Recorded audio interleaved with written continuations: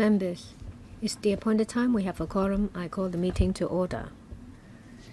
For the special Finance Committee meeting, there are 2 sessions. It will last all the way till 5:35.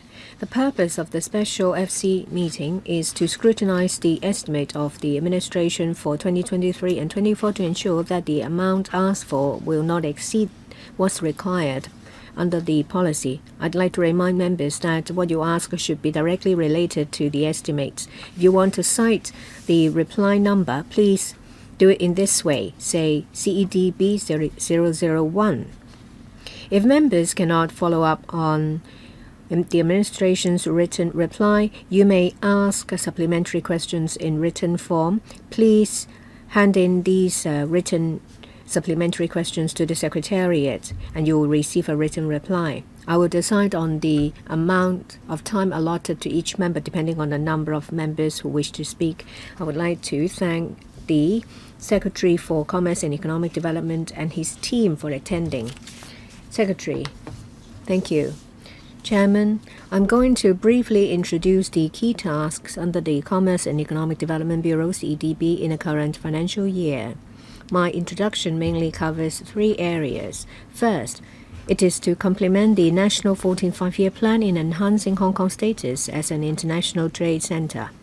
Secondly, it is about the support for Hong Kong to develop into a regional intellectual property IP trading center, which is also related to the plan. Thirdly, I'll briefly mention other measures to create stronger impetus for Hong Kong's economic development. First, International Trade Center will continue to enhance Hong Kong's status as an international trade center. Will actively seek to forge free trade agreements and investment promotion and protection agreements with more economies, in particular with emerging economies, with the aim to strengthen trade and economic ties between Hong Kong and the international community. Will also vigorously strive for early accession to the Regional Comprehensive Economic Partnership (RCEP). Moreover, will provide additional funding totaling $550 million to the Hong Kong Trade Development Council, Hong Kong TDC, in a 5 financial year starting from this year to help Hong Kong enterprises seize opportunities arising from the Belt and Road Initiative and the Greater Bay Area (GBA) development and tap into emerging markets as well as to step up global promotional efforts. We'll continue to consolidate Hong Kong's status as an international convention and exhibition hub. We're pleased with the positive responses to these activities in the past few months. We'll launch a $1.4 billion incentive scheme for recurrent exhibitions in July this year to attract exhibitions to be recurrently staged here. It's expected to provide incentive to over 200 exhibitions over 3 years. 2. Regional Intellectual Property Trading Center. On Regional IP Trading Center, the Chief Executive has announced in the 2022 policy address that the government will further develop Hong Kong into a regional IP trading center from 3 aspects in the short, medium, and long term, including strengthening protection of IP rights, building capacity, and promoting externally. In particular, we will brief the Legislative Council panel on Commerce, Industry, Innovation and Technology next week, that is the 18th of April, on the proposed subsidiary legislation relating to the implementation of the Madrid Protocol in Hong Kong. We aim to table the related legislative proposal in LegCo in the first half of this year. The Copyright Amendment Ordinance 2022 will come into operation on the 1st of May to strengthen copyright protection in the digital environment. Furthermore, the government will continue to allocate resources to further promote and develop the original grant patent system and to progressively increase the number of patent examiners of the Intellectual Property Department to about 100, with a view to acquiring institutional autonomy in conducting substantive patent examination by 2030. It's also announced in the budget that we will introduce a patent box tax incentive to provide tax concessions for profits sourced in Hong Kong from qualifying patent generated through R&D activities, research and development activities. This is to encourage the innovation and technology sector to forge ahead with more research and development activities and create more patented inventions with market potential. We'll consult the trade on the patent box tax arrangement within this year. Our target is to submit the legislative proposals to the LegCo in the first half of next year. 2023, stronger impetus for Hong Kong's economic development. On attracting enterprises and investment, Invest Hong Kong will make good use of the additional resources allocated since 2022 and 23 to strengthen investment promotion work.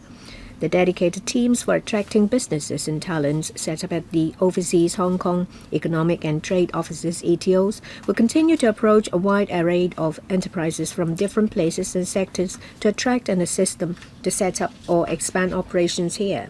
Furthermore, the Office for Attracting Strategic Enterprises (OASIS) under the Financial Secretary briefed members on its work at the meeting on the 11th of April. Invest Hong Kong will proactively support the work of OASIS. SMEs have made significant contributions to Hong Kong's economy.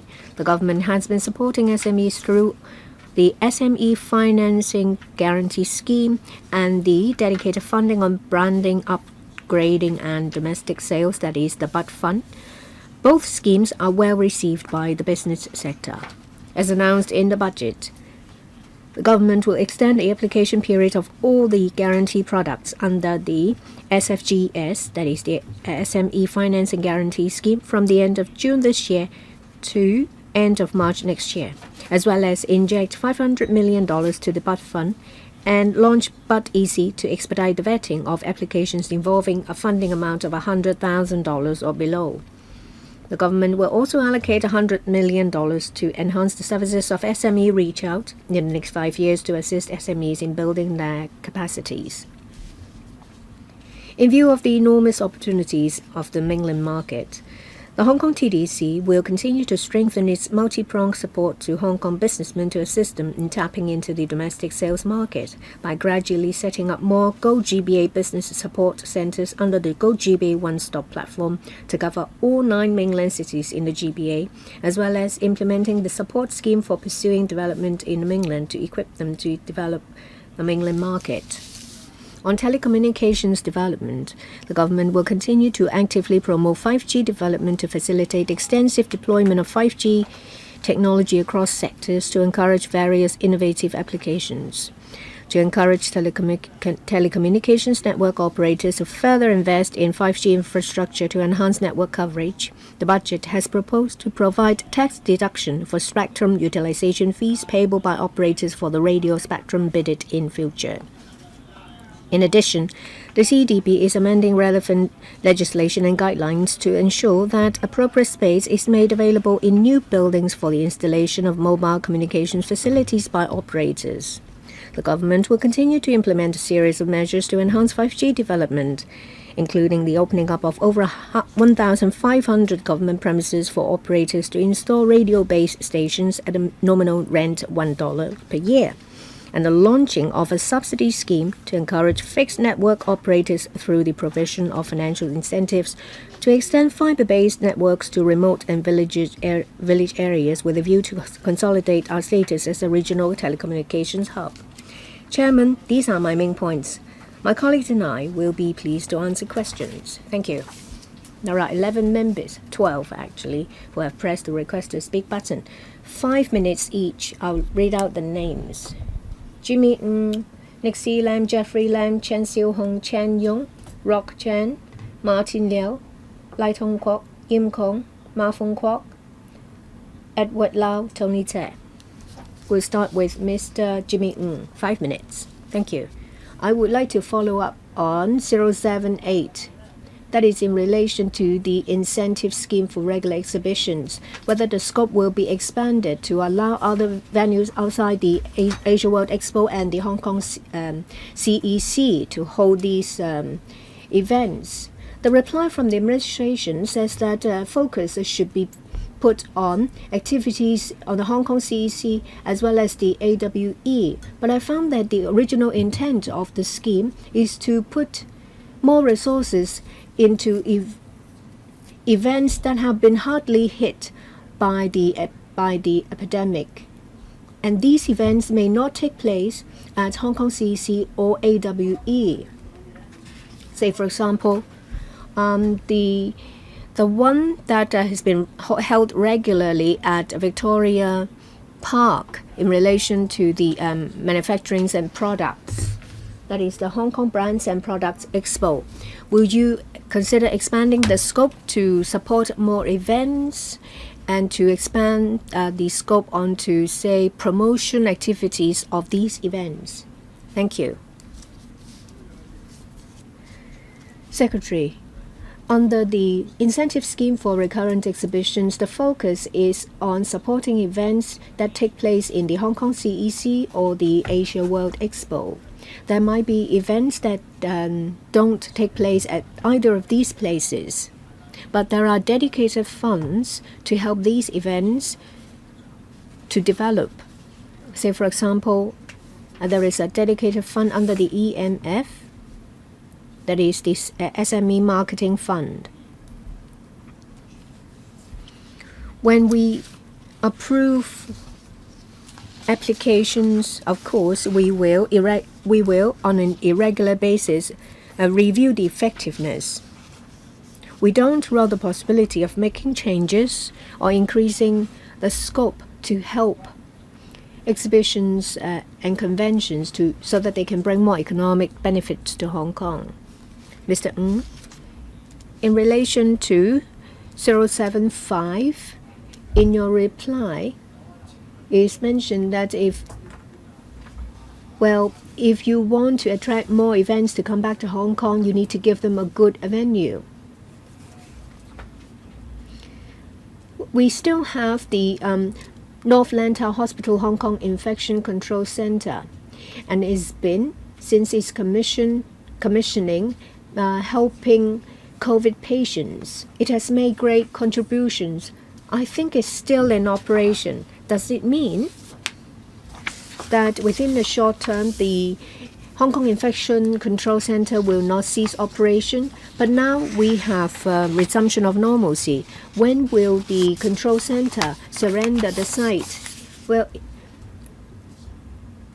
the target of completing phase 2 of AWE 2027 be affected.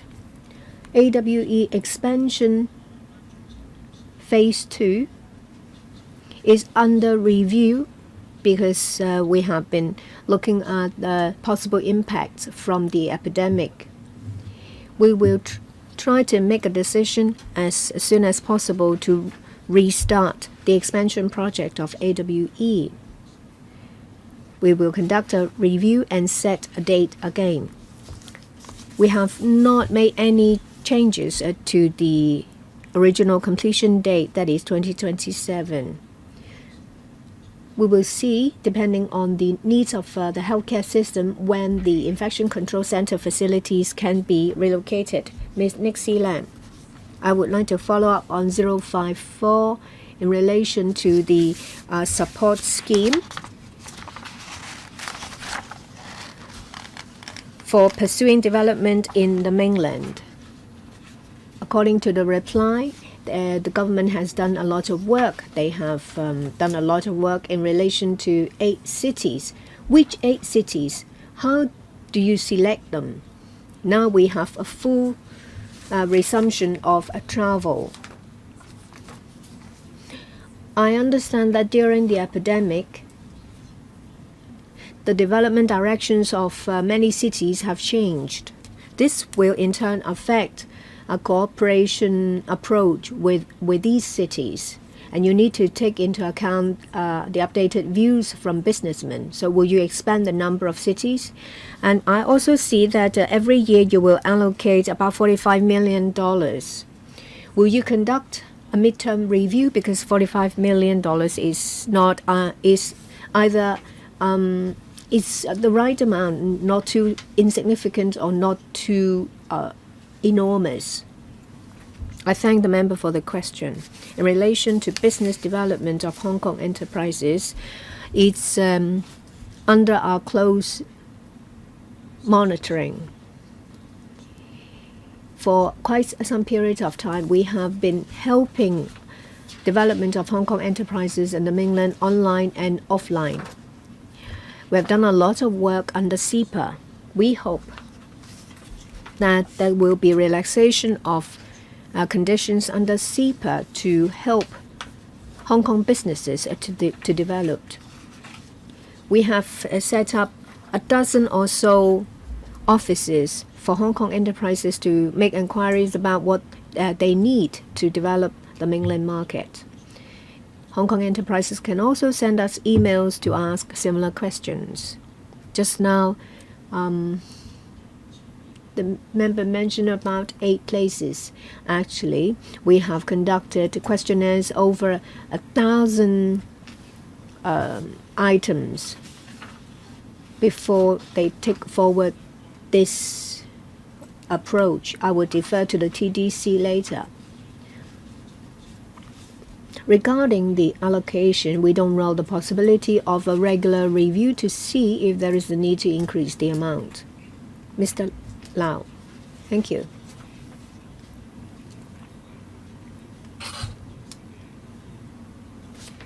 We need to make targeted preparation. That's why we have conducted the questionnaire. We have 13 offices on the mainland.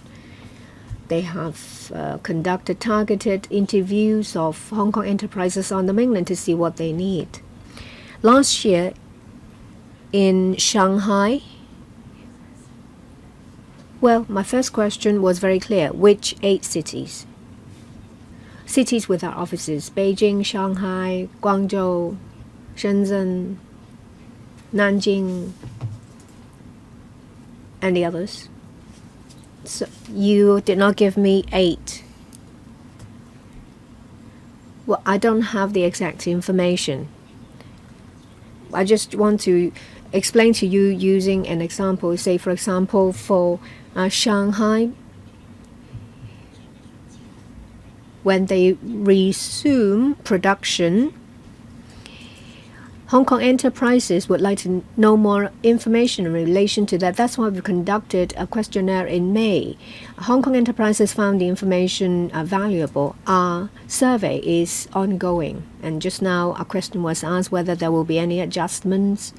We will continue to make adjustments as needed and roll out suitable activities to meet the needs of Hong Kong enterprises and to dovetail into the work of local authorities. So can you supply the information about the 8 cities after the meeting? Yes, thank you. Next, Mr. Jeffrey Lam. Thank you, Chairman. First of all, I'd like to thank the government and the CEDB.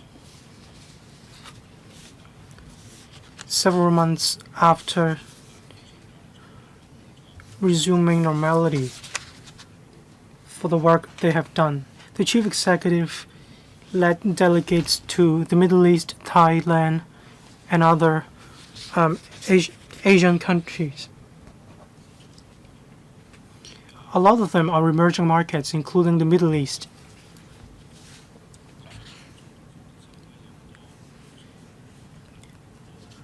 A lot of commercial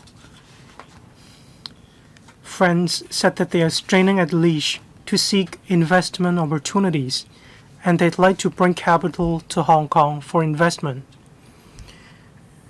They also like to enter the GBA market through this platform, or even other markets. In 1966 to 67, upon the establishment of a couple of bodies, they helped the industry and commercial sector in terms of insurance. The administration mentioned in the supply that the government would earmark $550 million to Hong Kong TDC for the development of Hong Kong. I'd like to know in more detail, what does it include in terms of promotion? How will the $550 million help SME? There's a lot of information about emerging countries that we do not know. Can the Hong Kong Export Credit Insurance Corporation provide more information? Will an insurance sector or reinsurance make any adjustments, I will not use the word relaxation, but how can they better help these sectors? Secretary. Thank you, Mr. Lam. Member mentioned since the chief executive took office, he went to a host of places, including the Middle East, Thailand, etc. I was honored to be on the trips as well. The visit to the Middle East was very successful. We had a close dialogue with them. We also signed a lot of MOU. We also followed up on the progress of the MOU with those counterparts, with the Saudi Arabia and UAE governments. We also have follow-up with them in terms of Saudi Arabia. They'd like to come to Hong Kong to seek developments for the UAE, Dubai. They'd like to set up a chamber of commerce, to have communication, to build interactions with Hong Kong. They are very interested in the GBA market, apart from Saudi Arabia and the UAE. Countries like Egypt and Qatar from the Middle East communicated with me, and they said that they'd like to develop trade and commercial ties with Hong Kong. Regarding the $550 million, I will defer to TDC Mr. Patrick Lau to take the question. And I will defer to Mr. Terence Chiu from the Hong Kong ECIC to take the question in relation to insurance. Mr. Lau. $550 million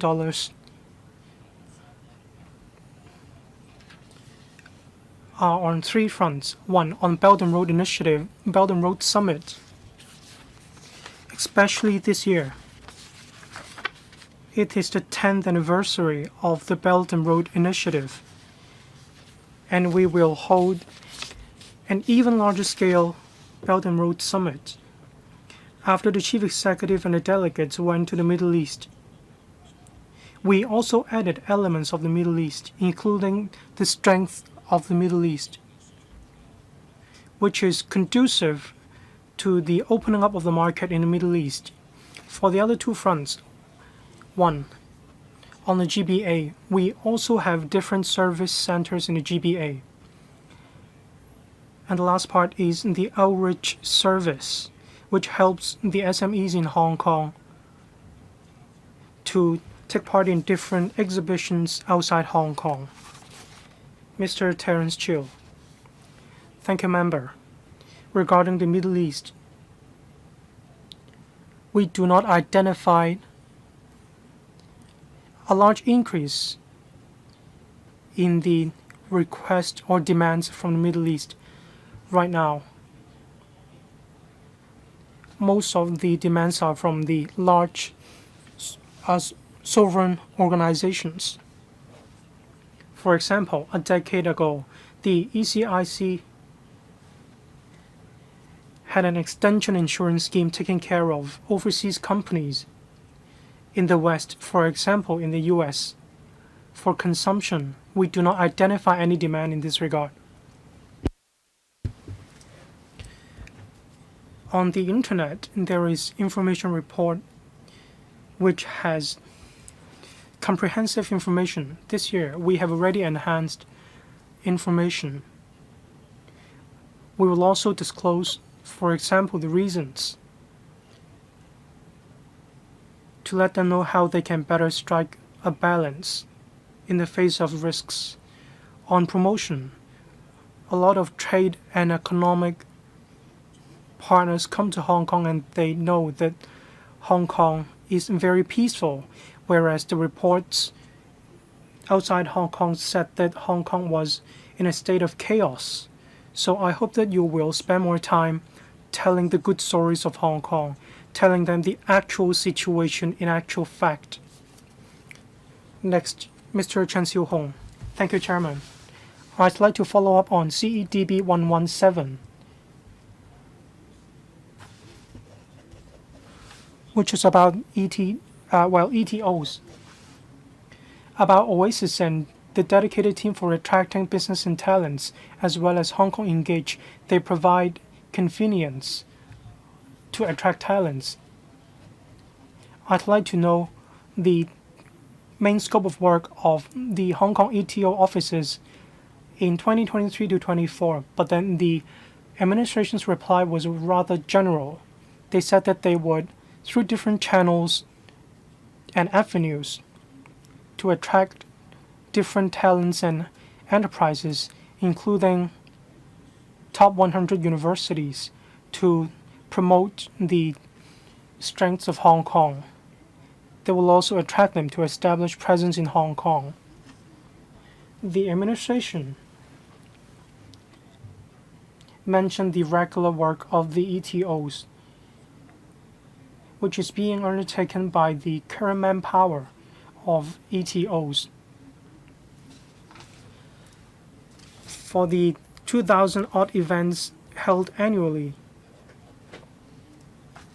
including different conferences and forums, including music festivals, movie festivals, etc. How can the administration enhance the role of the dedicated team for attracting businesses and talents in order that they can bring in more enterprises? What plan do you have up your sleeve? Thank you, member. I'd like to defer to the Deputy Secretary.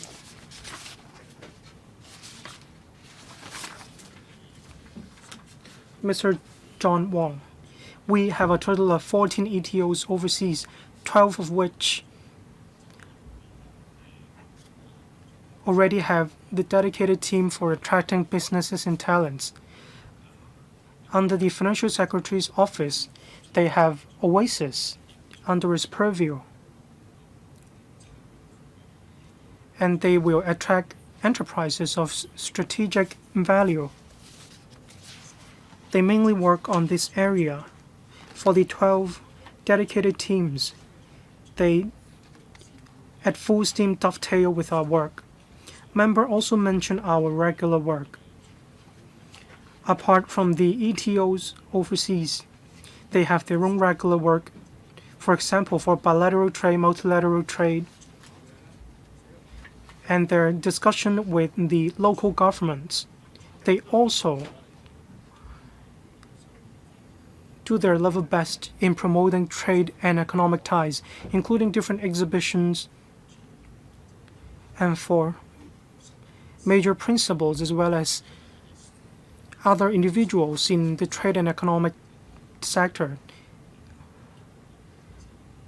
In these economies, our staff in ETOs overseas will also dovetail with these efforts. Invest Hong Kong will also work in concert with the dedicated team for attracting businesses and talents in the ETO in Beijing. Invest Hong Kong has already set aside resources for these type of work. Well, my worry is that we are very anxious to see more initiatives to be put in place by the government so that we can attract more talents and businesses. So, using current manpower and regular initiatives. Well, this way, we are worried that these are not targeted enough. If you think that you already have ample resources, so whatever activities or conventions you held, and then you can redeploy staff members to attract businesses and talents. Well, in terms of this, we support you, but then without a clear picture, how can you show us that you are working very hard to grasp all these opportunities? Chairman, since the establishment of the Oasis,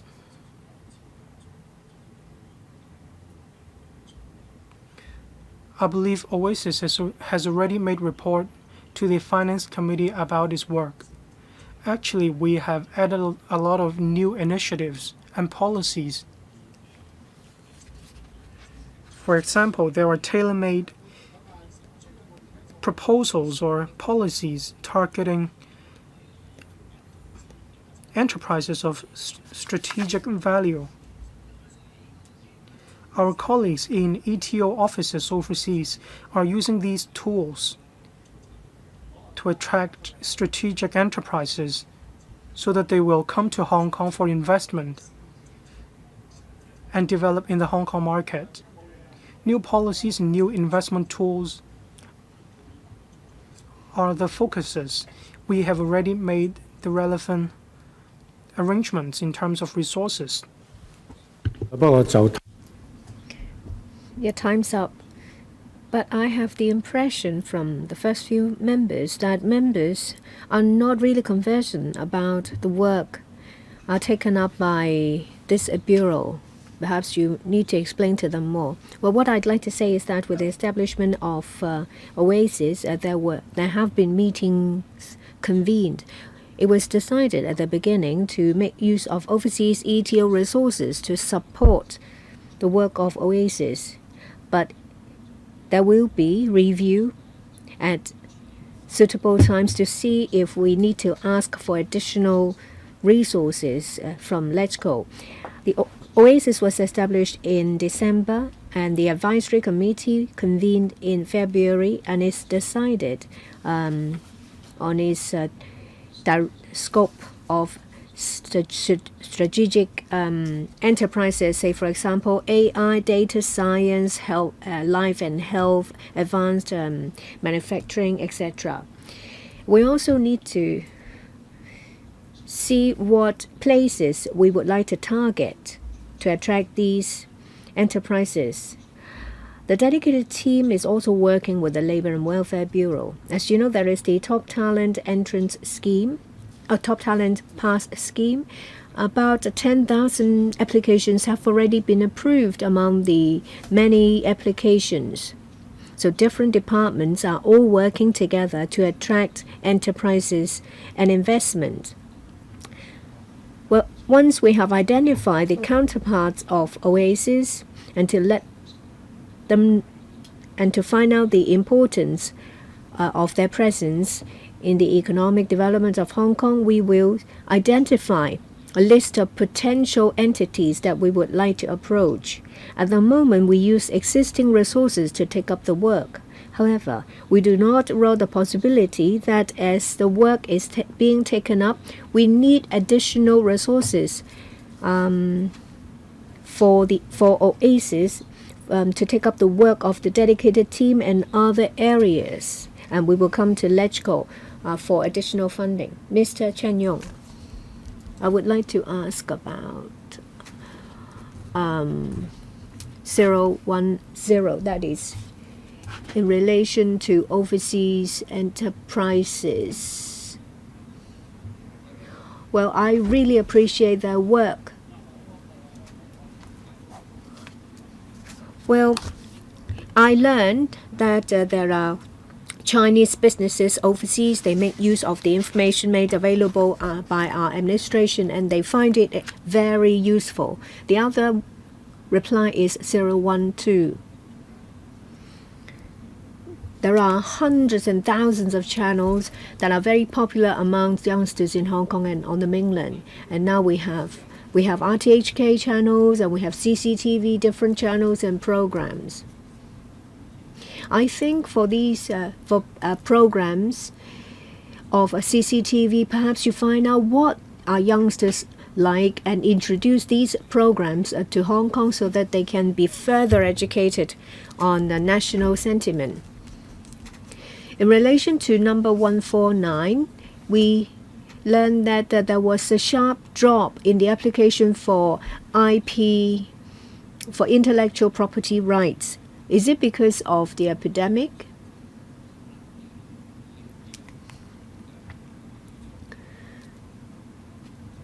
I'm sure you have kept statistics, so you need to work on how to boost the number of applications in the future. In relation to Chinese enterprises making investments overseas, me and my team will look at the information and follow up as appropriate. Regarding RTHK for channels 31 and 32, we have done a lot of work. We also work with CGTI to strengthen national education. We also have 830, which shows TV series and programs of the mainland. I also watch it as well. And I will defer to the director for further information. And the other question is about intellectual property rights. In our reply, it's mentioned that, there was an enterprise that has made an enormous amount of applications, and in recent years, the number of applications from this enterprise has dropped. That's why, but I will defer to Mr. Wong, Mr. David Wong, for further information. As mentioned, we are in active discussion with a CCTV about introduction of programs, but it involves treatment of advertisements as well as copyrights. We are actively working on that, so don't worry. In relation to individual programs, we found from search of keywords that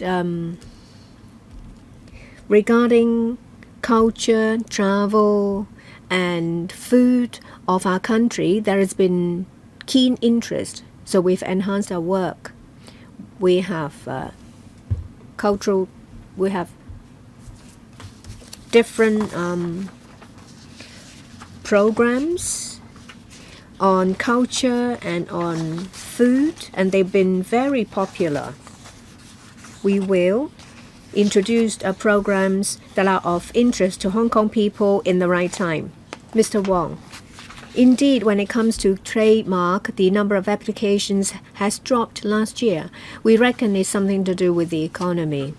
Now, there were fewer new applications, but quite a number of applications are for renewal. So the number of valid trademark is at a record high, 190,000, which is higher than 440,000 in 2019. For patent, in the past few years, that is for consecutive 4 years, the number has been standing high at 20,000 compared to, say, 15,000, 16,000 in earlier years. For original grant patent, every year we receive about 200 applications or so. In 1 year, there was a Korean company that's made a lot of applications.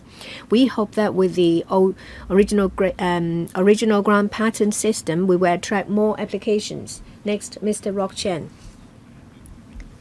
I would like to ask about replies 007 and 013. That's in relation to the SME financing guarantee scheme. I see from the reply that there has been a sharp increase in number of bad debts and default. In 2022, bad debt is 1,241 compared to 226 in 2021, an increase about 5.9 times. And also, there is another increase about 600 times for default payment.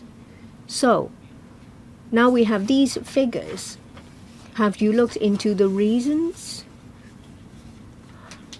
Are they more to do with sectors that have been hard hit by the epidemic? Has the situation been alleviated somewhat now that we have resumed normalcy? And I've read from the press that there are some fraud syndicates using shell companies and false information to apply under the Special 100 Loan Guarantee Scheme. So when a successful application has been made, the shell company is folded, so there is no need to repay. And the same process repeats itself. So in your vetting of applications, have you seen any signs of these cases as covered by the press? If that is the case, have you found any solutions to address the problem? I'll defer to Ms. Lau, Candy Lau, Deputy Secretary. regarding the members' question, we see that the number of default under the SME financing guarantee scheme, there was an increase compared from 2021, but that was the accumulative default rate. But if you compare to the rate under our assumption is not particularly high, where it's about 12%. For 80% is 12%, for 90% gap products is 16%, and 20% for 100% product. But now we see that the actual rate is lower. But the situation actually depends on the economic situation and the operation of enterprises. The economy did not do well in 2022. That's why there was an increasing number of default cases. The government has rolled out a number of concessionary treatments, say the principal moratorium, low interest offered. So anyway, we will closely monitor the situation. Just now, the member talked about fraud syndicate as well as false information supplied. The Hong Kong Mortgage Corporation is working very closely with the police. If they identify any irregularities, they will talk to the police. The police has been closely monitoring the situation. If they identified false information, as you mentioned. Anyway, the Hong Kong Mortgage Corporation will talk to the police. When they talk to the police, they will conduct sample checks and random checks to make sure that public money is properly used. Have you come up with any enhancement measures? Just now, the DS said that the economy is doing better. Well, is it the case that the operating environment and the businesses of these businesses that was previously hard hit improved? When we roll out the 100% guarantee product for every week, loan amount reaches about $1 billion. But in the past 2 months, the situation has improved. We have received fewer applications. It shows that as the economy performs better, enterprises are not in as much need for loans. I think your answer is not in sufficient detail. Perhaps you give us supplementary information. Next, Mr. Martin Liu. It's a coincidence that the Chinese Chamber of Commerce and the Hong Kong Chambers of Commerce are very interested in the Middle East market. And I'd like to follow up on reply 069. In the reply, it says that the administration will focus on the development of Middle Eastern markets.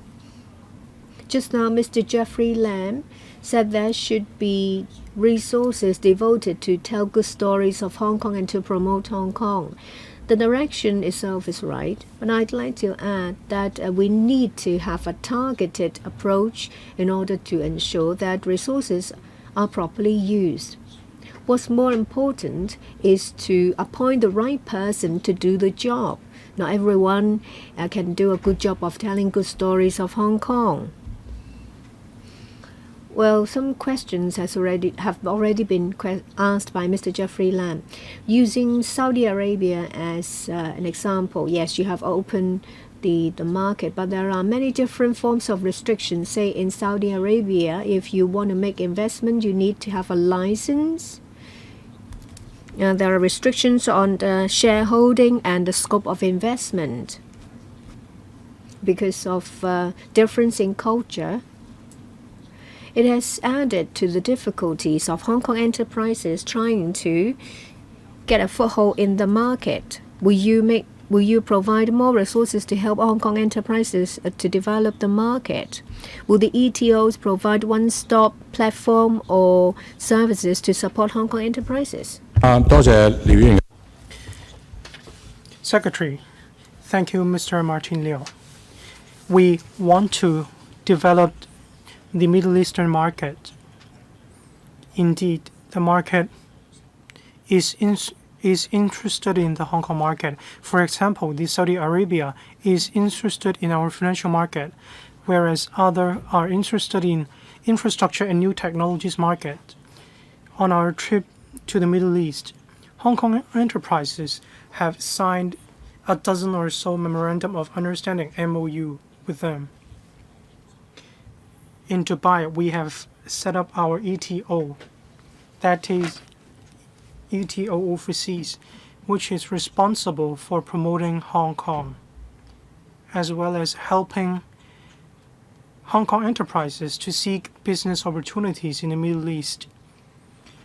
Funds were given to the Hong Kong TDC for Hong Kong to go global, to go to the Middle East to seek opportunities. We have also attracted Middle Eastern countries to come to Hong Kong. Under Israel culture, what we need to take note of, this is an all-new measure to make inroads into a new economy. So it takes time.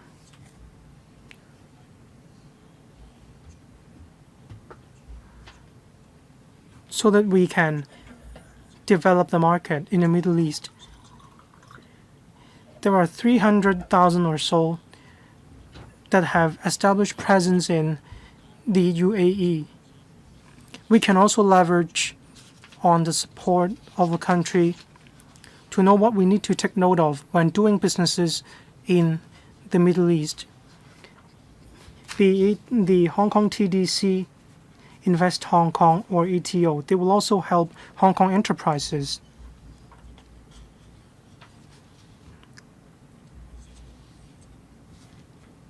Do you have anything else to add?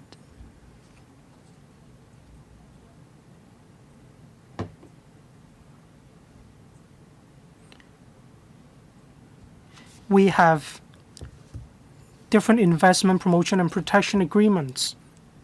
And in the two places, we have also disseminated very positive information to inject confidence into them so that they will be confident. Next, Mr. Lai Tong Kwok. On CEDB 127 and 137, about the dedicated team for attracting businesses and talents. On the question in CEDB 127 about any extra manpower in a dedicated team, there are 35 positions with expenses to the tune of $100 million. But then you also said that they comprise current manpower, the existing manpower. So my impression is that the dedicated team is actually still the same concept, just with a different name. Is that the situation? For 127, it asked about the indicators of the dedicated team. In your reply, you said that it was already listed in Program 3, Head 96. In 2023, there are even targets completed in 2023, but then the dedicated team was actually set up only in December last year. How come you have already accomplished a lot of goals in Program 3? You even had figures in the past 2 years. So for the work done by this dedicated team, how much are they different? And is there any overlapping with previous work? Thank you, Mr. Lai. I'd like to defer to Deputy Secretary, Mr. John Wong. Thank you, Member.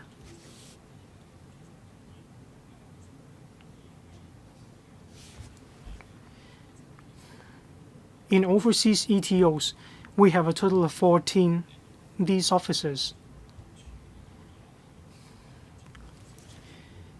Over 12 of which have offices of Invest Hong Kong.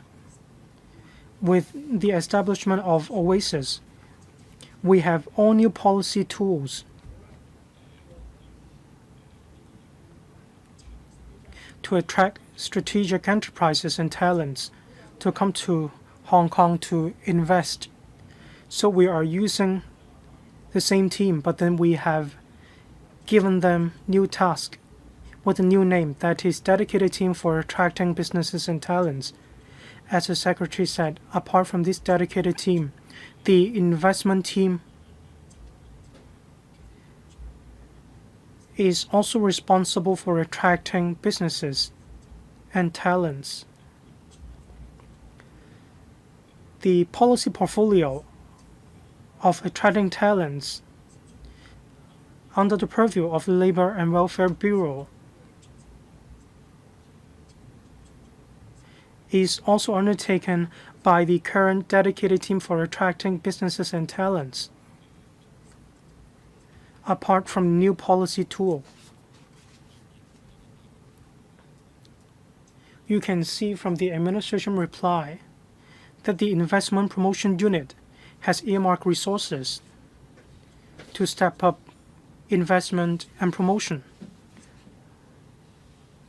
Well, I mean the promotion of investment.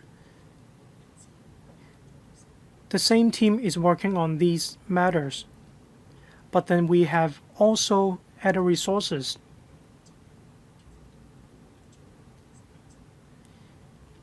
after the establishment of the dedicated team for attracting businesses and talents.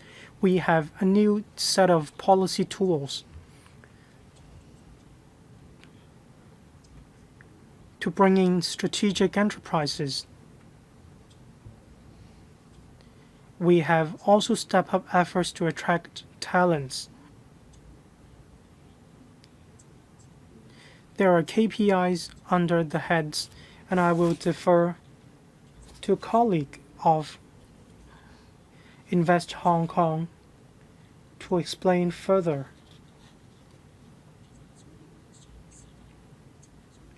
Invest Hong Kong does not work on piecemeal assignments. Actually, it is an accumulation of efforts. This year, we are reporting work that was carried over from last year. It was actually started last year, and for the current work being undertaken this year, it will be reflected in the KPI next year based on our experience.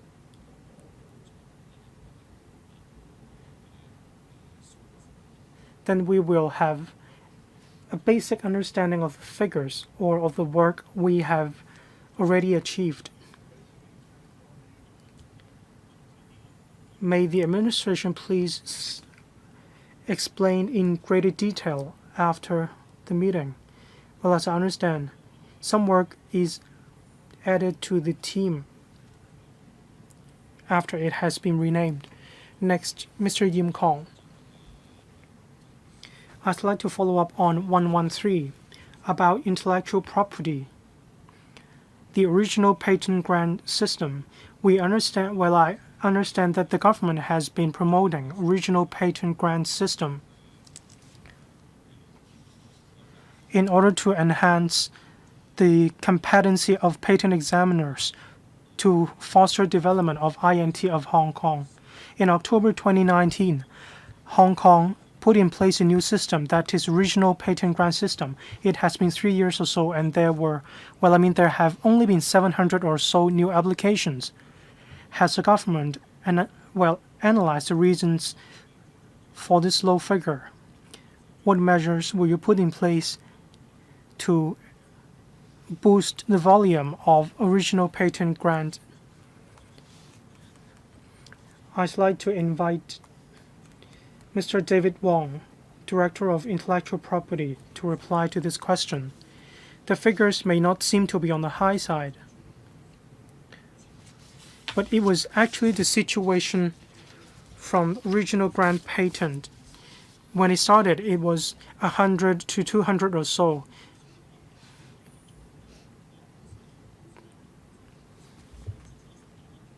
Some companies applied for 100 or so original grant patents, thus boosting the figure. The situation is more or less similar to that when it started. So far, 40 or so original grant patents have been approved. The situation is by and large the same. We have been refining our work.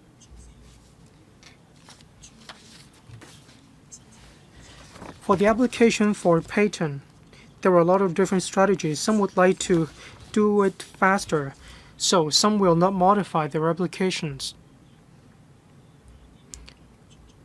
so that they will expedite the progress. They will be able to enter the substantive patent examination faster. Some, however, would like to deal with their application at a later stage. They will take the priority with a later filing date so that they can make clear their demands in their legal submissions, so that they will have enough time to make enhancements.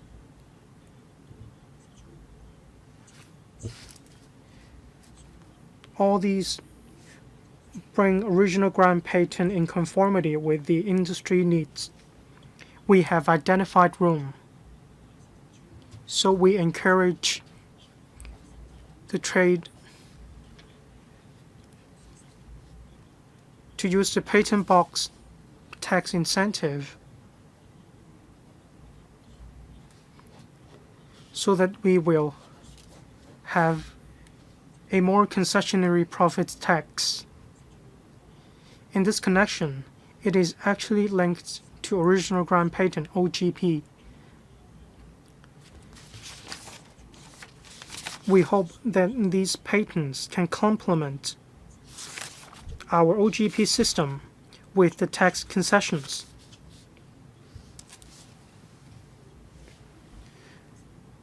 As the Secretary said, we hope that by 2030 we will increase the number of staffers in the office to 100 so that we can exercise institutional autonomy in conducting substantive patent examination. We will have dedicated patent examiners, so we will have the capability to recruit more staff members for better vetting of patents. When we can do this, we will have the capability to promote our OGP system. That is the situation. Any follow-up by Mr. Yim?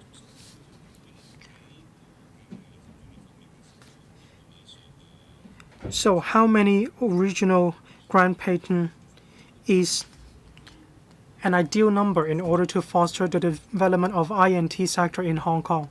Well, it is difficult to give you a specific number, but then the OGP system is the new mechanism.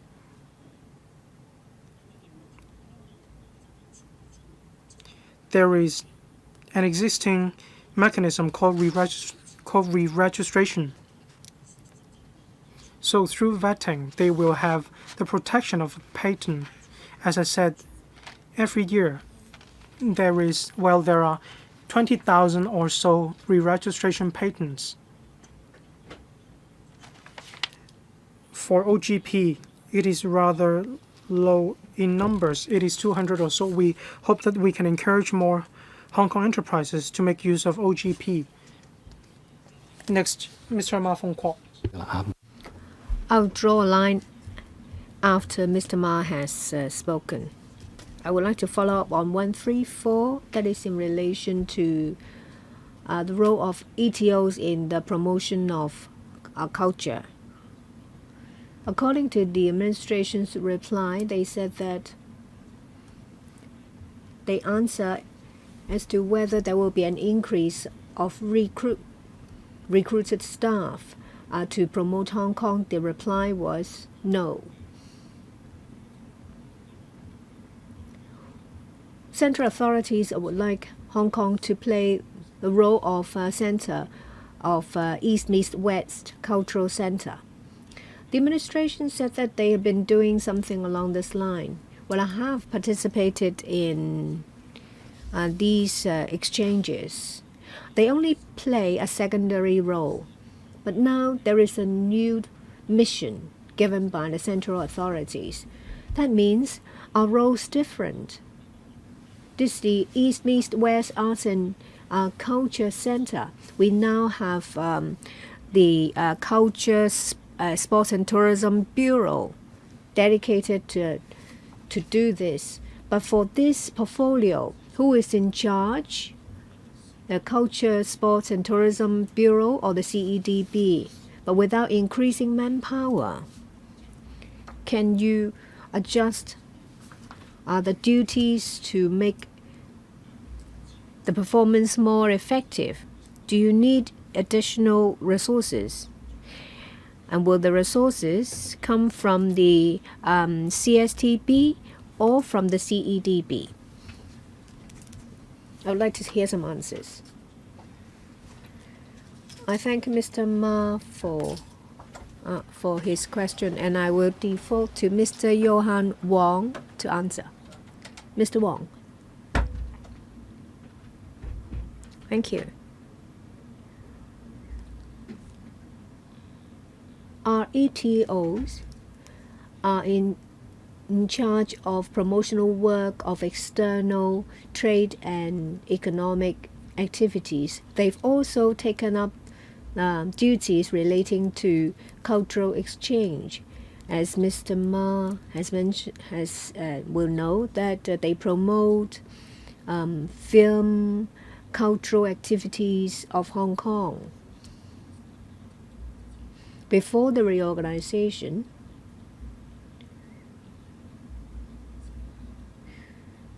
the ETOs have also worked with teams under tourism, and now the portfolio goes to the Culture, Sports and Tourism Bureau. We will work with the Bureau to promote Hong Kong culture. Apart from resources, I understand that apart from ETOs assisting in organization of events and exhibitions, the LCSD as well as the CSTB have dedicated resources to conduct the work. ETOs will, as usual, assist the CSTB and the LCSD in their work.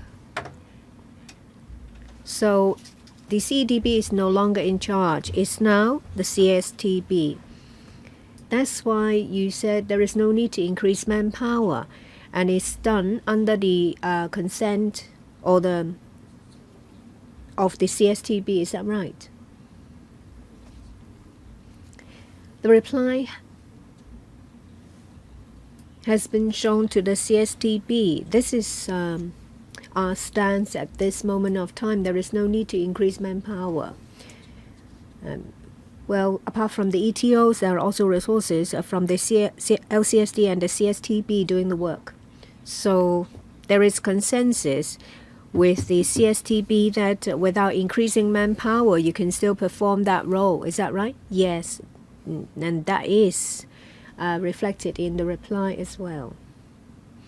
According to Mr. Wong, the Deputy Secretary, that the CSTB is now in charge and now they play a supporting role. Well, that means that if I want a supplementary answer, I have to chase the CSTB. Yes. Mr. Edward Lau. I would like to follow up on 57 and 58. Well, I've always been concerned about digital infrastructure in the new territories, in particular the upcoming northern metropolis. Nowadays, basically, everyone needs a stable internet connection. And in a lot of rural places In the new territories, it is something of a luxury. They don't even have internet connection, let alone a stable one.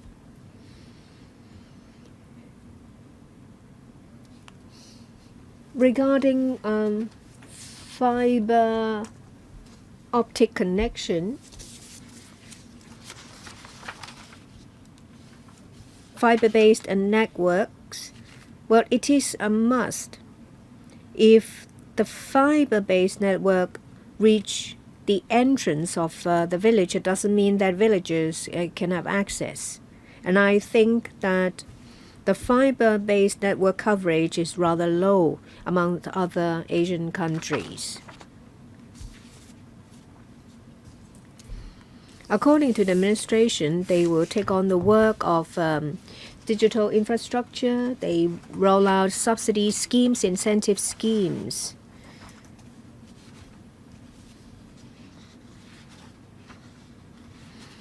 I talked about internet connection, and we have a supercomputer center, and they now play an essential role just like electricity and water. Shouldn't the government take a more leading role? Say, for example, if an operator wants to build a base station, it's not the case that they don't want to pay, but government departments, say the AFCD or other departments, will set up tumbling blocks to stop that. It's very difficult to get an approval, and you have to go through different departments as well. Perhaps the administration should take the lead in building digital infrastructure. I think this will be more effective. Can I get some answers from the administration? Apart from financial incentives, can you do more? I thank Mr. Lau for his question.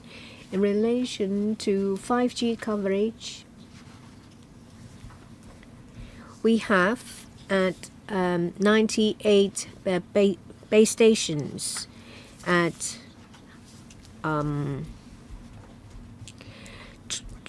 NTR stations. We have coverage for 4.4 million people. 120 villages have access to fiber optic connection. We hope that by 2026 we'll be able to complete the extension of fiber-based network to village areas or even village houses. I will defer to my colleague for further details. That is Mr. Chaucer Leung. We provide supporting measures in a number of locations, say bus stops, and we are considering legislating to require new buildings to set aside space for installation of telecommunications equipment. I will now defer to the Director General of Communications, Mr. Leung. Regarding fiber-based networks reaching remote areas, we have got funding allocation to do the work for 230 villages. The work has started in 2022. It has now covered 120 villages. By 2026, we will have completed all the works. And for the 235 villages out of 700 villages in Hong Kong, they are the ones with the worst coverage. We hope that upon the completion of our project, villagers living in these remote villages will feel the difference. As the Secretary said, that in terms of 5G coverage, we need the support of fiber-based networks. I'm sure that with fiber-based networks in place, there will be 5G coverage. The member talked about the network reaching only the entrance of the village. That means residents can only use a very slow speed. The tender document requires that the network reaches the the entrance of the village. But if they undertake to extend the network to individual houses, then we will give them a higher score. 90% of the 235 villages have access to their houses in terms of fiber-based networks. So they now have 2 gigabits per second, and it can only be reached with a fiber-based network. The other question is about the low coverage of fiber-based network in Hong Kong. We now have the latest figure.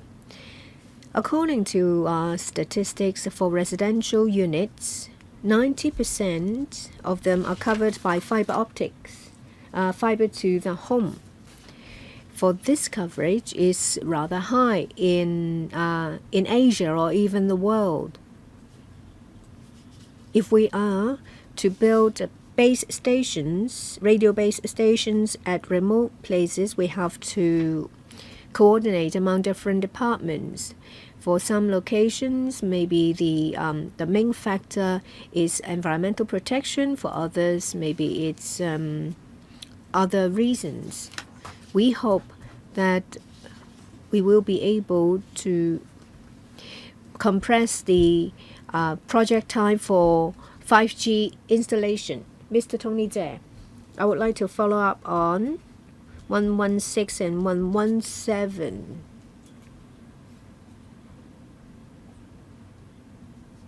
I've always been concerned about the expenditure and efficiency of overseas ETOs. Well, they've now shaken off the impression that they haven't done much. They've done a lot more in recent years. They've taken up a promotional work of Hong Kong. They also have to clarify smears or untrue coverage of what's happening in Hong Kong. Now they also have to take up the work of attracting businesses and investments. Under the CEDB, there are 14 ETOs.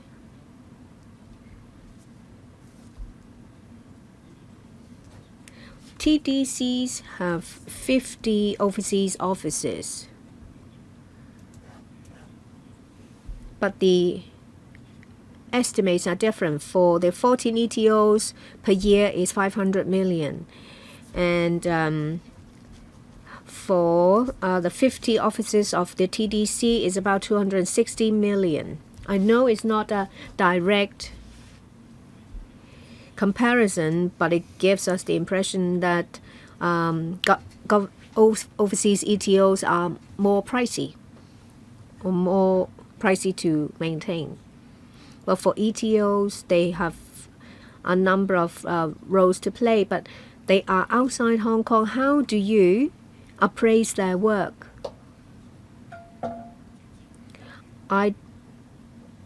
They are not under your direct purview because they are miles away.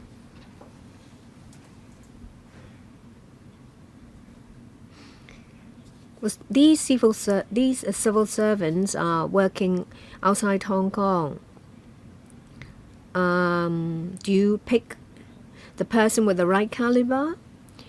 There may be people who refuse to go because they have family or other reasons. I think you appoint people on meritocracy. Anyway, another question. I do believe that the duties of ETOs do not duplicate, but how do you create synergy? I think that you need to make sure that these ETOs work harder so that they won't be accused of having a silo mentality. I'll defer to Mr. Johan Wong, the DS, to answer questions relating to the ETO. About TDC offices, I will defer to Mr. Lau. So, in relation to staff appraisal and selection, in the controlling officer's report, you find indicators of the operation of ETOs. Some of them are quantitative. Say, for example, the number of seminars, interviews, participations in international talks every year. You get an idea of the roles played by overseas ETOs. They work outside Hong Kong to speak for Hong Kong and to maintain ties with our economic partners. They defend Hong Kong's economic interests. They're also involved in policy discussions. Yes. Well, but what about other areas, say clarifying smears targeting Hong Kong? It will be difficult. I wonder if they've done much work in this regard and what the effectiveness is. I was going to supplement. In recent days, there has been a lot of unfair reports about Hong Kong or Hong Kong being smeared. ETO staff members lost no time to explain to the local community. They reach out to relevant parties to explain, and they do their work online and offline to tell everyone what's actually happening in Hong Kong. Of course, we have done our work on the official level, but we have not neglected our work in the community or in the business sector. I'll quickly go over about staff selection. Staff are stationed at overseas ETOs, apart from, as what I said, defending Hong Kong's economic interest. They also need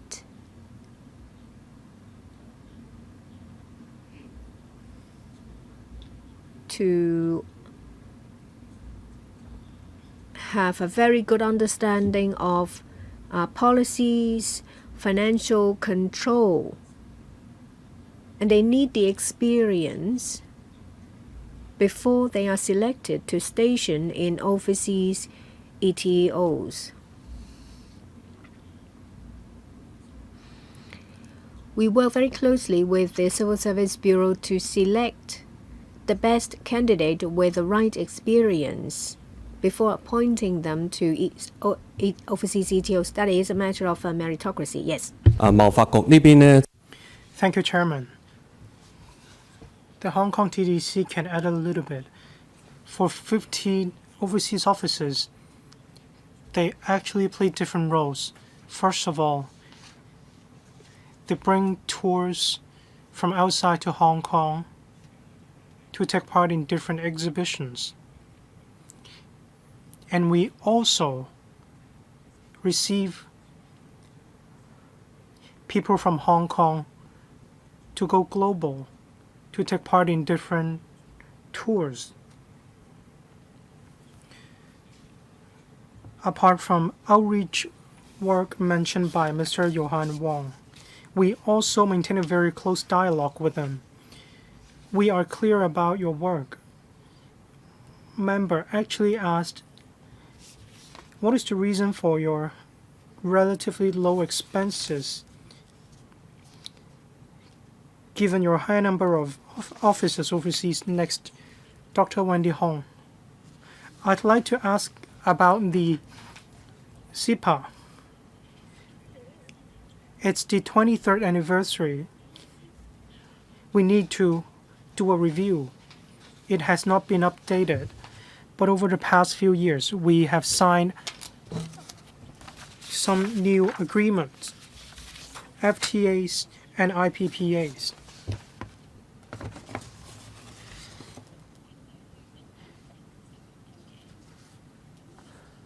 Some projects were actually not implemented. We are talking about integrating into the national development. But then Hong Kong and China are two different economies. We are still at a lower level. We implement all these through FTA and CEPA. There are higher level economic integration, and we are still at we are still some distance away.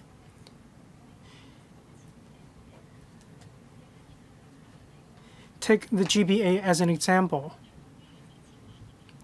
There are 70 million people in the GBA. It's such a massive market. But apart from the close proximity in geography, there are still a lot of different hurdles. For example, when I wanted to send some medicines to my friends in the GBA, they still haven't received the supplies. A rather young KOL would like to bring goods to the GBA market. They couldn't apply for a live streaming account.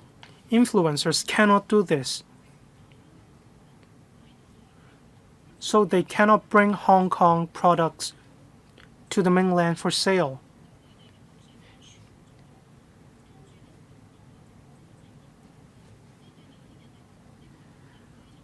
Well, actually, what they are doing is very risky. If we need to tap the mainland market and the GBA market, Hong Kong people need to leave Hong Kong before they can enter China. Enter the mainland. There are still a lot of different hurdles. For example, Hong Kong people cannot register biomedical companies in Hong Kong. Professionals cannot practice in the GBA. They need to be attached to companies. So will you discuss with the mainland CEPA 2.0 to resolve the problem of only small gateways are available so that we can adopt the new mode of the mainland market? Thank you, Dr. Wendy Hong. It's been 2 decades since we entered into CEPA. We have been making strides. We have also put forward some requirements, and step by step, there has been relaxation. I hope members will understand these negotiations are actually mutual. These are bilateral negotiations. We still need to dovetail with national environment. In terms of Guangdong, Hong Kong, Macau development, we have entered into 16 cooperation measures.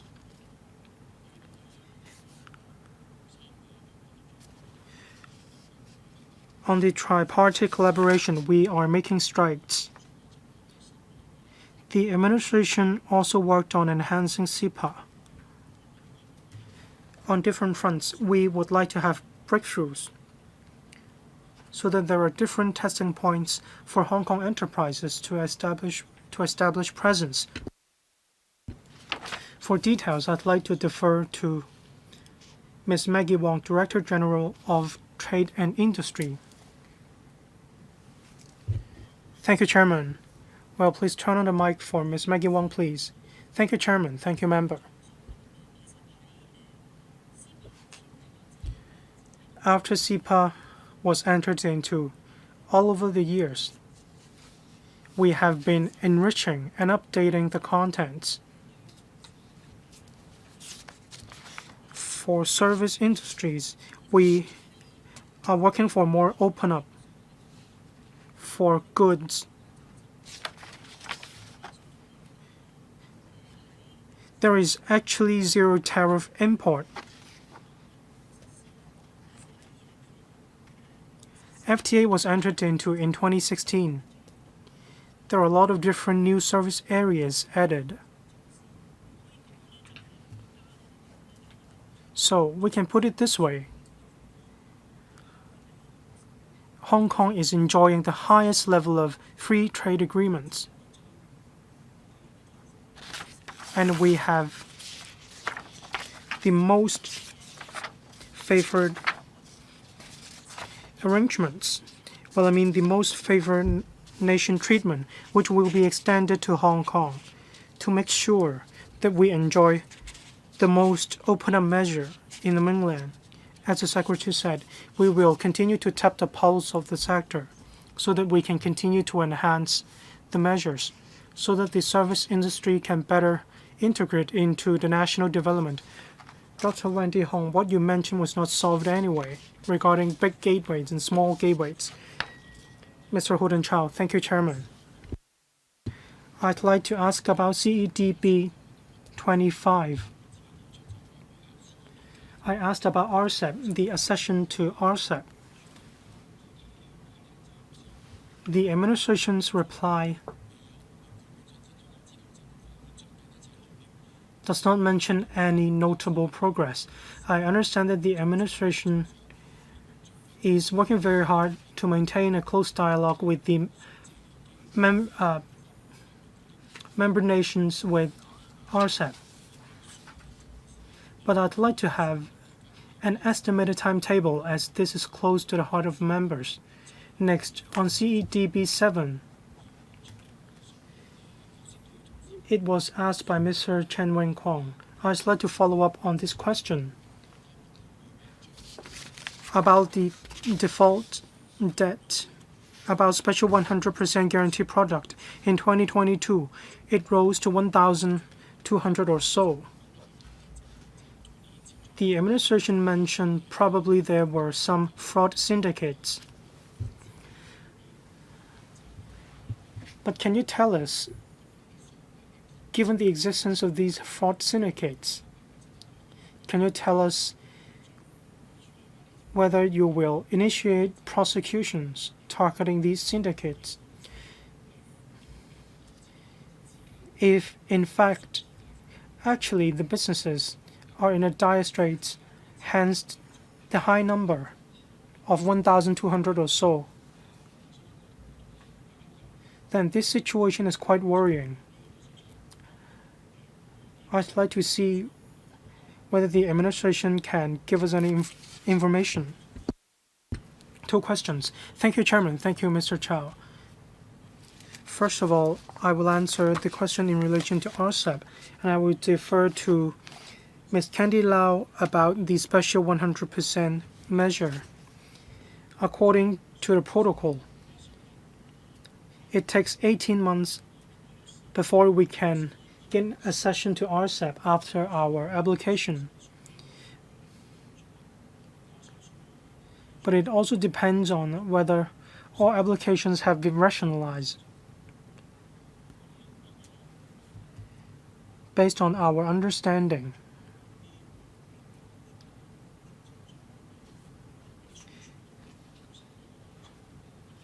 some vetting is still underway, so they cannot handle new applications at this stage. When we went to Vietnam, Thailand, Cambodia, which are APEC conventions,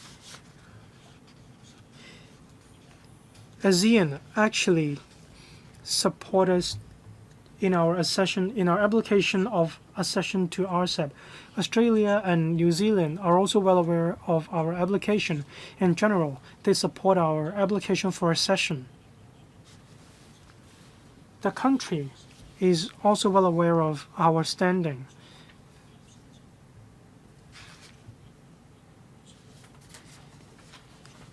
Our application is listed on the agenda because our accession is actually very beneficial to them.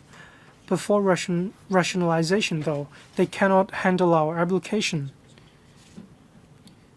We hope that they will do this as soon as possible, but then at this stage, we cannot estimate when they will be able to handle our application. This June, I will also visit Japan. At that time, we will work to garner their support. Ms. Candy Lau. Thank you, Chairman. In 2022, there were 1,241 applications. the bad debt actually depends on the economic circumstances at that time. When an enterprise cannot pay off the principal or interest for 60 days, it will be seen as a bad debt. 1,241 is the bad debt ratio. The overall bad debt ratio rate is 3.2%, which is lower than the 25%, which is the overall rate. Regarding frauds, what I have to say that for the SME financing guarantee scheme, we have very rigorous monitoring and safeguard mechanism. The participating banks use their expertise to vet their customers' situation. For example, whether they fulfill the requirements, whether they are eligible, whether they employ any staff members, whether they are still in operation. They will have to provide documents of proof. They have been in close communication with law enforcement agencies. When there is any false declaration or false instrument, we will or they will make report to law enforcement agencies. They have close communication and collaboration with these agencies. Next, Mr. Xiu Ka-fai. One question for the Custom and Excise Department, and next for the CEDB. The first question is CEDB 83. After 3 years of the epidemic, the economy is fluttering and it's faltering, and we need to revitalize it. We aim at dual circulation, that is internal circulation and circulation on the international arena. We understand from the Secretary that he is making different trips to different places frequently. Under RCEP, GoGBA, and CEPA, your colleague has answered a host of questions. For SMEs in Hong Kong to go global,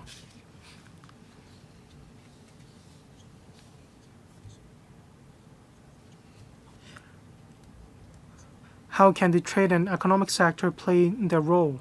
How can you render assistance? Next, CEDB 141, a question for the Customs and Excise Department. With a full resumption of travel, some mainland visitors come to Hong Kong, which are very important to our economy.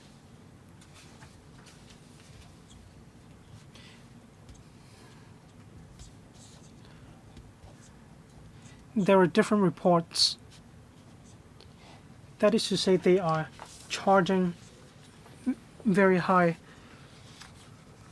other visitors. There are different click joints. An online platform actually speaks very highly of Hong Kong. When mainland visitors come to Hong Kong to make purchase, we need to protect their interests.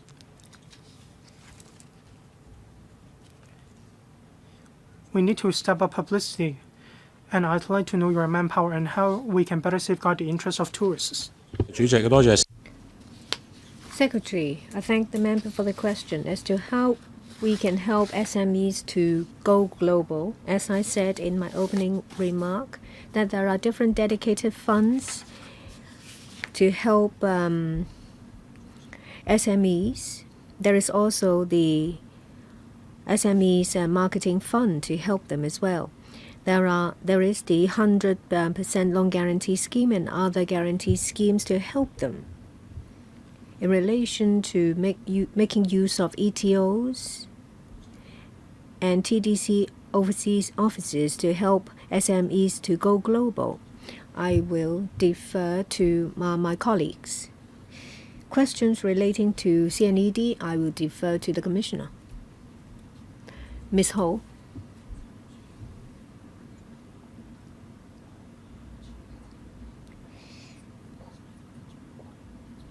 To address sale malpractices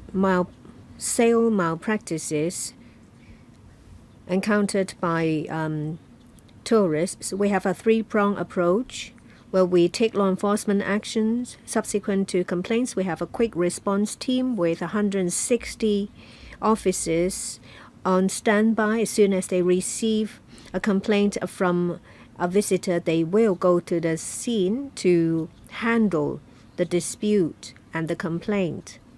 On top of that, we also conduct a direct investigation, test spy, undercover operations to combat malpractices of shops.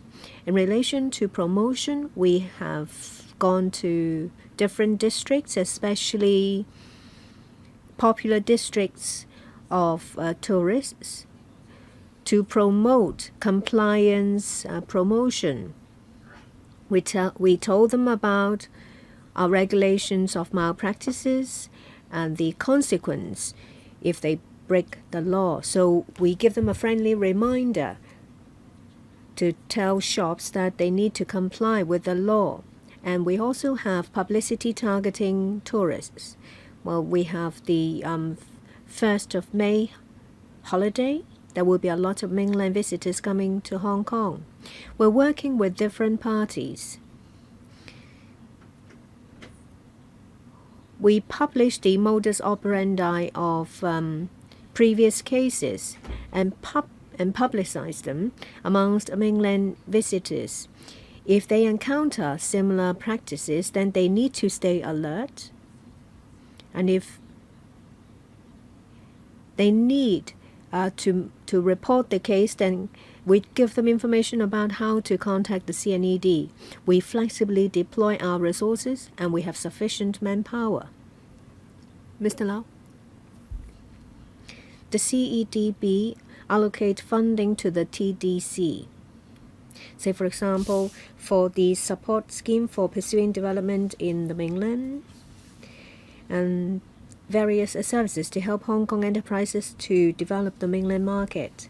In the coming 5 years, there will be $550 million. That means $110 million per year to the TDC to take up promotion work and to assist Hong Kong enterprises to develop overseas markets. For details, I would like to defer to Mr. Lau. Be succinct, please.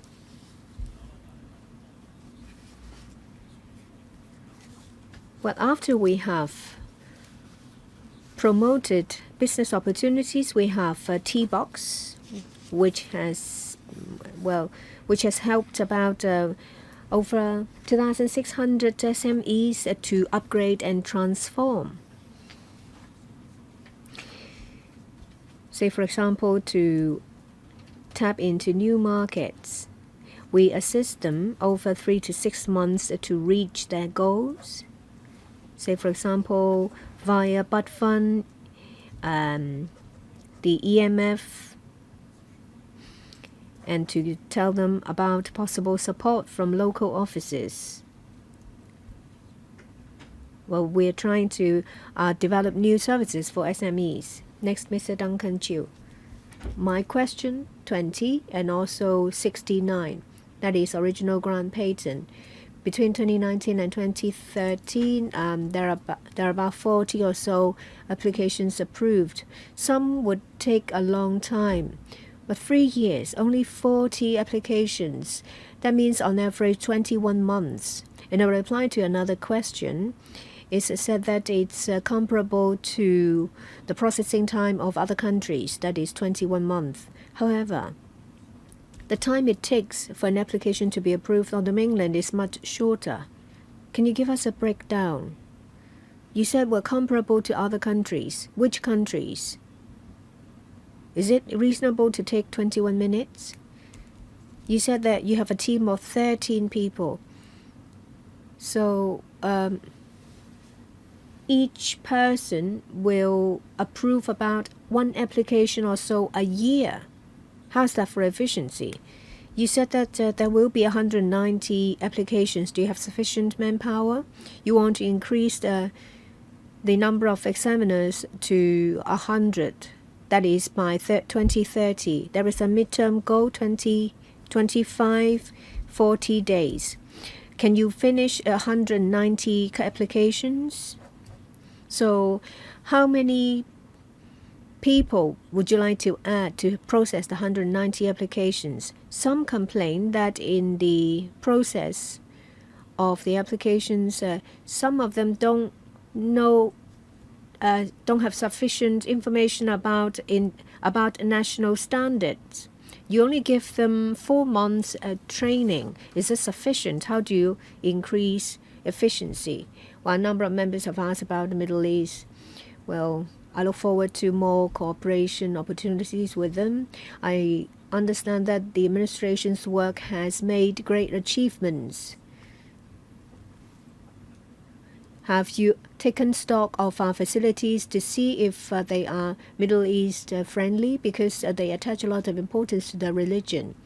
For our hotels and restaurants, have you conducted any assessments to find out how many hotels where they can do their worship?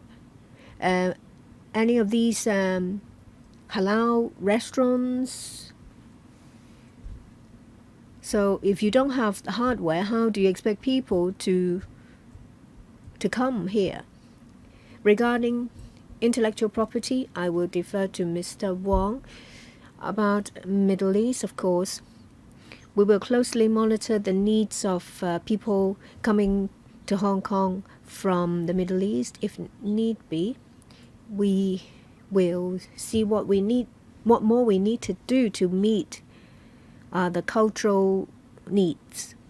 We have very close ties with consuls of Middle Eastern countries to find out what they need from Hong Kong to do businesses here. Mr. Wong. I thank Mr. Yao for his interest in original grant pattern. Let me give you some background information. Well, this is a new system at an early stage. After we have recruited staff members, we need to give them training. They need to go through an apprenticeship to teach them. So you can't simply divide the number of applications by the number of people. Timing. Yeah, 20 months is an average. Some will take shorter, some take longer. Compared to other countries, this is comparable.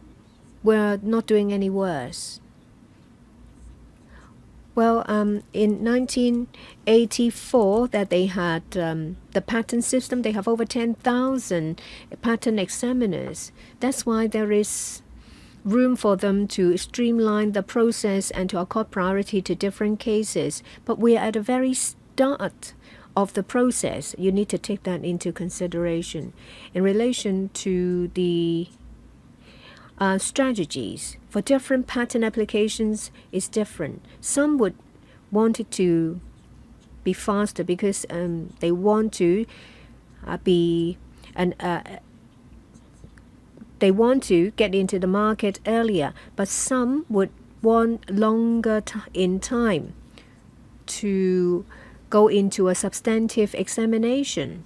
So you can't just say that if it takes a short time, then it's good. And there are many different types of applicants with different situations. Regarding training, we're working very closely with the national organization. We can launch the OGP system within a short time with the strong support of our country. We have sent staff members to attend trainings and to learn. We will learn what we can from our country, and we have technical support from our country. They also give us advice and recommendations. Of course, we won't be complacent. We want to do the substantive examination well. We want to have 100 examiners by 2030. We will make use of different approaches. We in recruitment, training, to train examiners of different levels. Do you have any target for the end of this year? 2025, about 40 people. We have 2 recruitment exercises that have just been completed. Some candidates are still waiting and they will join us soon. I just asked you whether there is any target. 40 or so people by the end of 2025. 嘅回答編號 Ms. Chen Hao-yen, thank you, Chairman. From 157 to 164. First of all, for 160, in the administration's reply, let us take a look in greater detail how many mobile applications we have. The figures are actually staggering.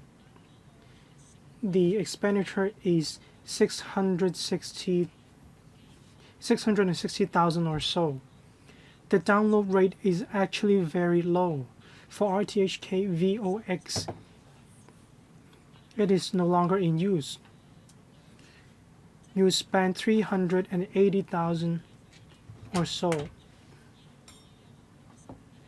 In 2022, you open a new app.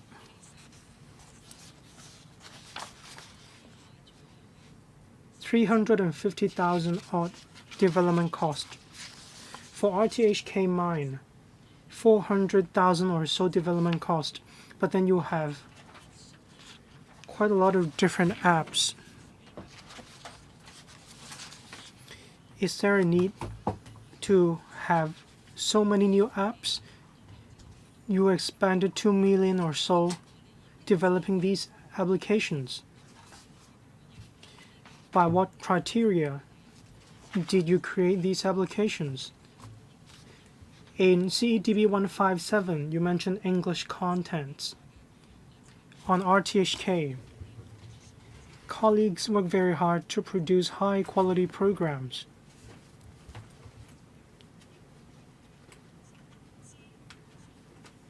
But the higher echelons of the organization needs to deploy manpower flexibly.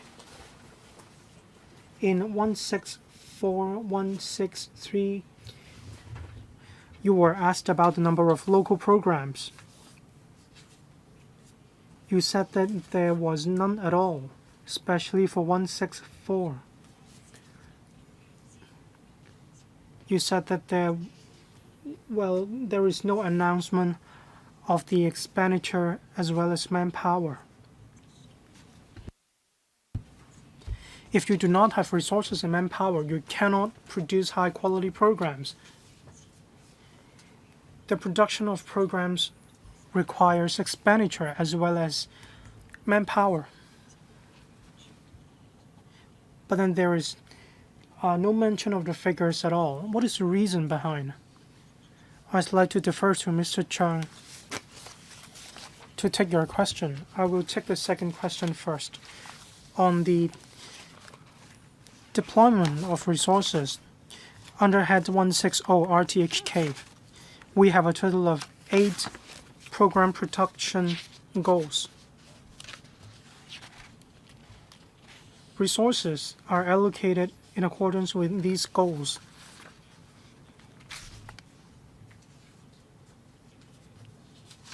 The goals are actually not in line with those under the head, so we have no detailed breakdown.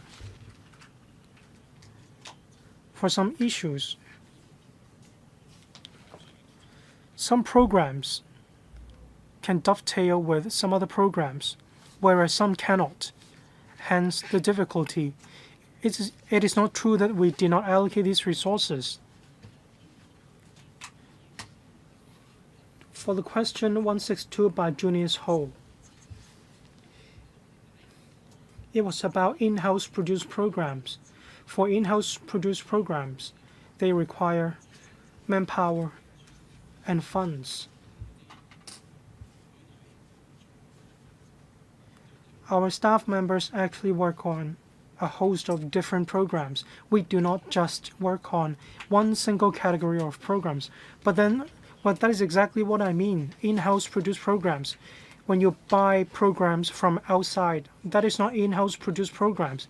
But then what I'm asking is about the number of episodes for in-house produced programs. The production of in-house produced programs actually requires manpower and expenses. If you cannot give me a figure right now, then you need to supplement the figures afterwards. You cannot be that ambiguous when it comes to this. I can give you more information, but I do not agree that we do not have such figures.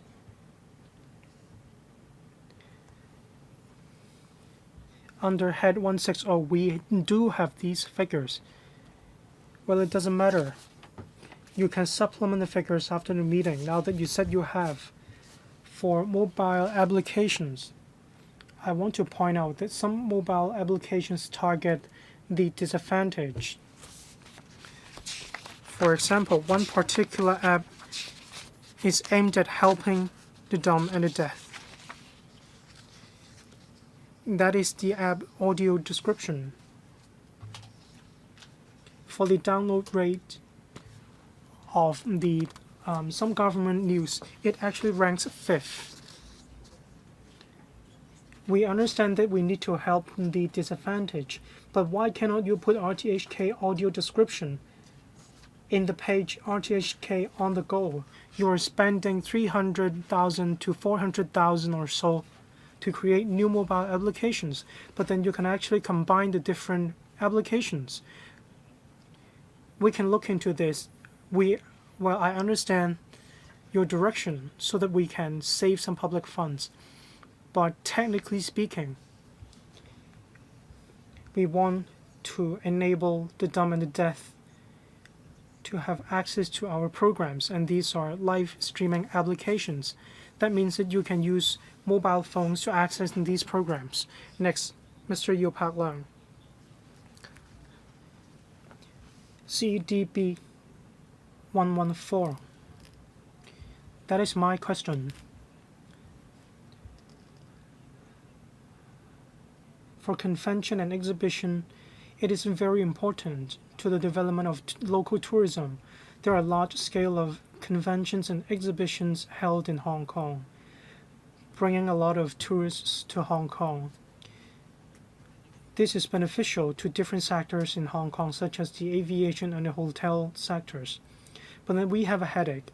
We have a shortage of venues for conventions to be held.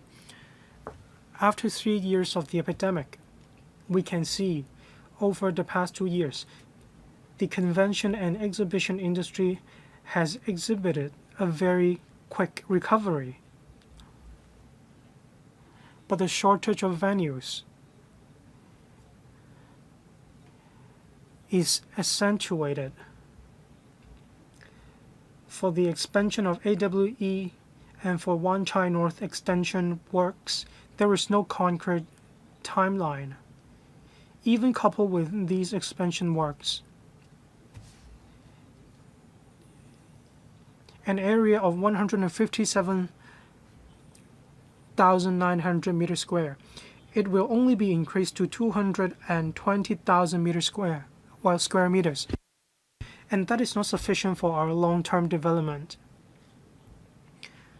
I'd like to know a concrete timeline for the expansion works. It has been delayed with a shortage of venues. You may know that the rentable area in Macau is over 200,000 square meters.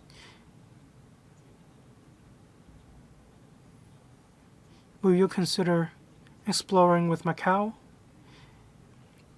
If we cannot absorb all businesses, we can actually invite our neighboring cities to absorb some exhibitions. Well, I agree that the CNE the CNE industry has a very positive impact and effect on the local tourism.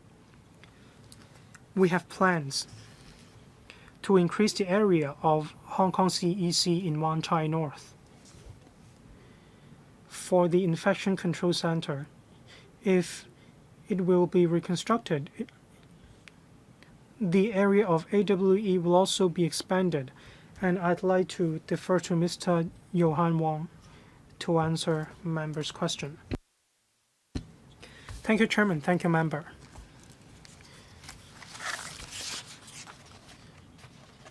For the Wan Chai North Extension, including Kong Wan Fire Station, we expect that the works, the relevant sites will be vacated by 2027,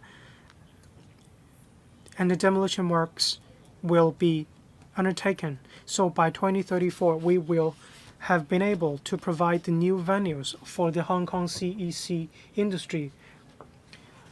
Well, how can this catch up with the latest development of the CNE industry? Is it possible that we consider collaboration with Macau and Singapore? We will adopt a multi-pronged approach to look into the problem. For the expansion of Wan Chai North and AWE, there are a lot of different works, including those in the promenade and those with the highways department. We will need to look into the matter. For the shortage of venues for the CNE industry, we will look into the problem. In the future, we will set up a mainland and Hong Kong Macau CNE area. We will keep a close watch on the situation. We understand that the CNE industry requires a lot of supporting facilities. Apart from venues, we also need hotels, accommodations, for example. Travel agencies, hotels, aviation sectors, there are manpower crunches across these sectors. Can the government put in place different measures to solve the manpower crunch?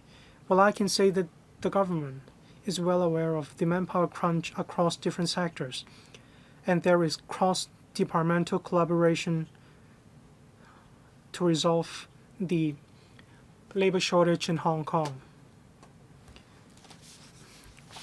This session is now ended. Sorry, we have overrun by 10 minutes. Thank you for taking part in the meeting today. The next session will start at 4 o'clock. Thank you.